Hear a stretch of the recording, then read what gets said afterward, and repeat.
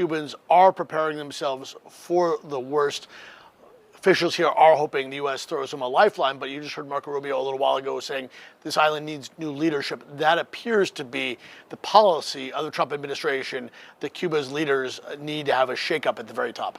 President Trump just yesterday floated this idea of taking over Cuba, potentially. I mean, does the United States have the resources? You look what happened in Venezuela, now the war with Iran, and now this Cuba situation. I think everyone, particularly within the MAGA base, is asking this idea of, is the United States going to be the world's policeman? And that was something that Donald Trump and Republicans ran against in 2024, that we're not going to get into this idea of endless wars. And so the idea that we're now going to, quote, take over Cuba, I mean, what does that look like? You're going to cut off the head of the regime, but then leave it basically intact, sort of what we've done in Venezuela.